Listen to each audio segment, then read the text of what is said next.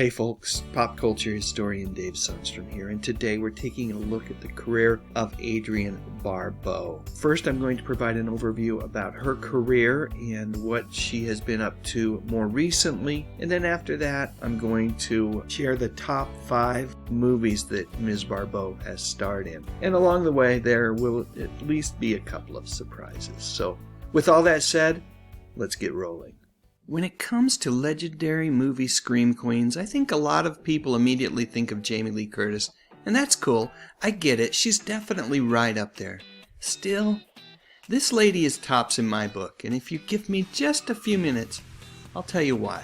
I know. At first it looked like Adrienne Barbeau was destined for a career in TV comedy.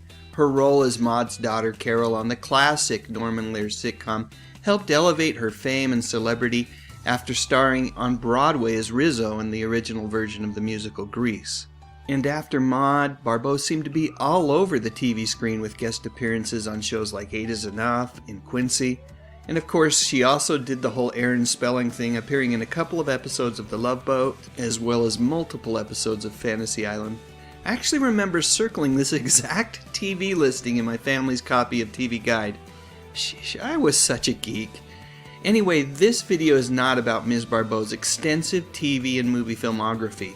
If it were, I could spend hours talking about her work. Instead, I'm going to focus on a few specific memories and then provide an update on what's happened with her since the late 70s and early 80s. Okay, so where should I start? Let's start here. Look at those happy people. Dang straight they should be happy. Beautiful actress meets and falls in love with less beautiful but incredibly talented director. It's a match made in entertainment heaven. Yep, when John Carpenter, fresh off his success with the classic horror film Halloween, laid eyes on the lovely Miss Adrienne, he knew that he'd found his muse. And their first effort together was pure horror movie gold. In the movie The Fog, Barbeau plays Stevie Wayne, a local radio DJ in a town that is celebrating its 100th anniversary. And since this is a horror movie, we all know that things are not going to end well for all of the inhabitants of this small coastal town, thanks to a weird glowing fog that conceals vengeful nautical ghosts. Yep, it's really good stuff, and truthfully, I like this movie a whole lot more than Halloween. But next up was my favorite John Carpenter movie of all time. Not a horror movie, instead just a really cool movie with a great anti-hero named Snake Plissken, played at least at that time against type by Kurt Russell. In Escape from New York, Barbeau plays Maggie. She and her boyfriend Brain play critical roles in the film, but things don't go well for either of them. But at least Plissken survives. He would need to, as later on he would have to escape from LA. Not a horror movie, but released around the same time as Escape from New York is another classic movie, The Cannonball Run. My memories may be playing tricks on me, but I swear I saw both Escape from New York and Cannonball Run together at the Redwood Drive-In way back in the summer of 1981. Anyway, Ms. Barbeau's role in that movie was a relatively small one, but it was a memorable one for sure. The following year, Adrienne starred in the movie that will forever be one of my favorites, the Wes Craven classic, Swamp Thing, based on the DC comic book of the same name. I saw this movie twice at the theater, and then multiple times on video since then. Conversely, I hated that poster. Maybe it was because neither Swampy or Ms. Barbeau were photorealistic in it. I know it's a weird pet peeve, but for whatever reason it just bugged me. And in that same year, 1982, Adrienne starred in one of the segments of the George A. Romero and Stephen King anthology movie, Creepshow. Her segment was called The Crate. And I don't want to spoil anything for someone who hasn't seen this movie but intends to. Although by now, you really should have gotten around to it. But I'll just say, stay away from the crate, Wilma! It was around that time that Carpenter and Barbeau's relationship started to head south. To my knowledge, her final collaborative effort with Carpenter was as a computer voice in his remake of the movie The Thing. After that, I kind of lost track of Adrienne for a little while. I do remember her in Rodney Dangerfield's 1986 comedy classic Back to School. In that movie, she starred as Dangerfield's soon-to-be ex-wife. Not a lovable character at all, but hey, it's a Rodney Dangerfield comedy. Basically a live-action cartoon with a lovable sad sack who, well, he gets no respect. The next thing that I remember Adrienne in was as the voice of Selina Kyle, also known as Catwoman, on Batman the Animated Series. Along with The Simpsons, I truly believe that this is one of the greatest cartoons of all time, and perhaps even to this day the best TV or movie adaptation of the classic comic book character. So like I said, the relationship with Carpenter went south, and after divorcing him in 1984, Barbeau focused on her work for years before finding love again with actor and playwright Billy Van Zandt. They were married on the final day of 1992, and 5 years later, they welcomed twins into this world. The twin boys have an older brother from Barbeau's marriage to Carpenter. At the time of the birth of her twins, Adrienne was over 50. 51, I think, in fact, and she joked that she was the only person in the maternity ward who also had an AARP card. For the next few years, Barbeau would make occasional appearances on TV as either a guest star or in a TV movie, but truthfully she focused on her kids. Not just the twins, but all three boys. From everything that I've read, they were very much her life's focus. More recently, Barbeau joined the cast of the long-running daytime soap opera General Hospital. I haven't watched this one much since the good old days of Luke and Laura, but I do have a sister-in-law who watches this show even to this day religiously. And from what I can tell, talking to her, it's the reoccurring appearances by stars like Barbeau, as well as former stars of the show itself, that keep her watching. In 2012, Barbeau starred in Ben Affleck's award-winning film Argo as Alan Arkin's character's former wife. Since that time, she's appeared on the FX series Sons of Anarchy, as well as returned to her roots with the Broadway touring company of the acclaimed musical Pippin. So despite a life that is so much more than a handful of horror and science fiction movies that she made in the early 80s, Barbeau has never shied away from talking about that period in her life. In fact, she celebrates it. She's a frequent attendee at various fan events and is always willing to share her memories of a really great time in her life.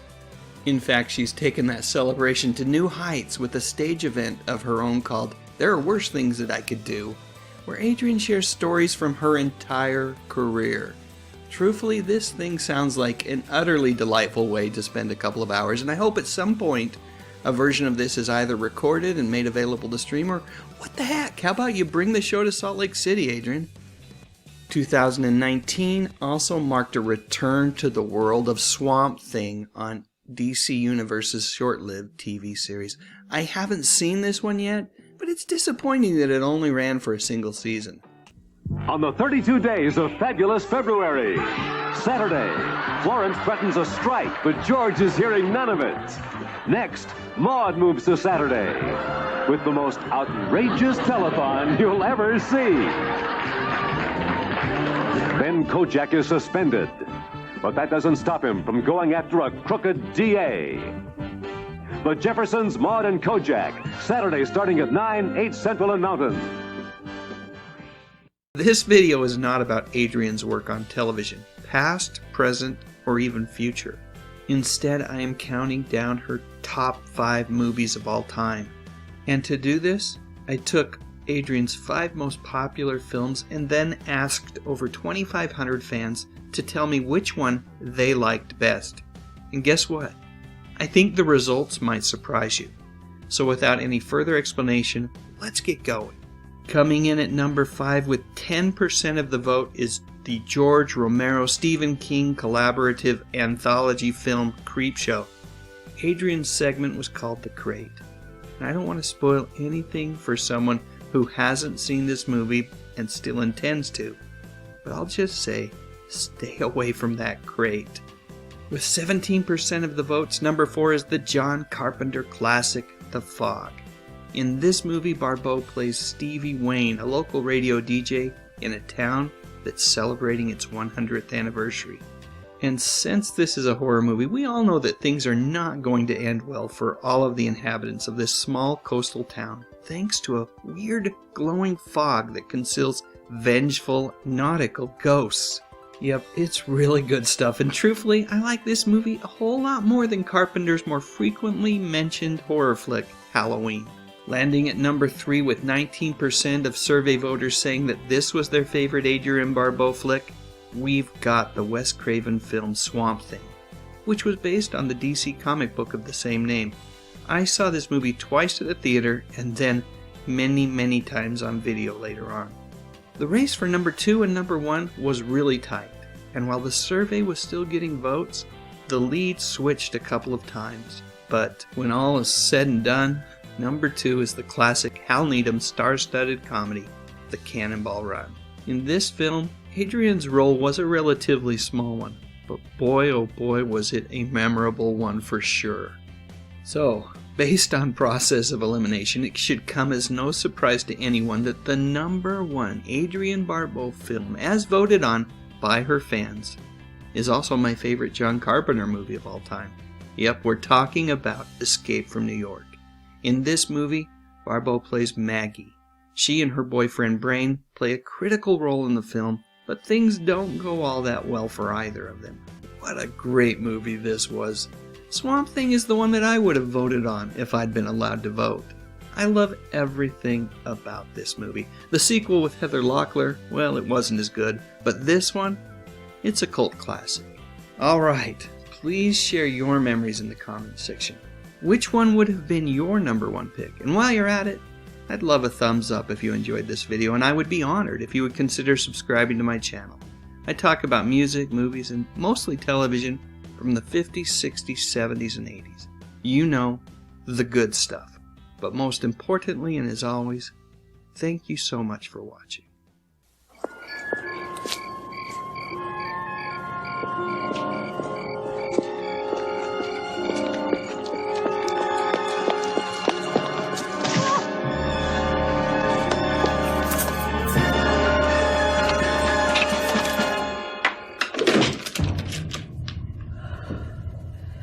There's something out there. It's after kids everywhere. It entices them, confuses them, and can even kill them. That's right. Illegal drugs are everywhere. Cocaine coaxes you in, and then when you least expect it, it grabs you. You're hooked, and it's hard to get away. And have you seen what marijuana does to some people? Oh yeah, you've seen them. Total burnouts. It slows you down. It softens your mind. And in my neighborhood, you need to move quickly and think fast. Drugs. It's a bloody shame. Thank you all for standing by through and through. It's the kind of strength that lifts the shadows too. Click on that thumbnail 'cause it's time to go. Dave's got the classics, let the memories flow. TV shows and movies that we all hold so dear. On his YouTube channel, he's keeping memories near. Dave Sundstrom, bringing back the good stuff, oh yeah.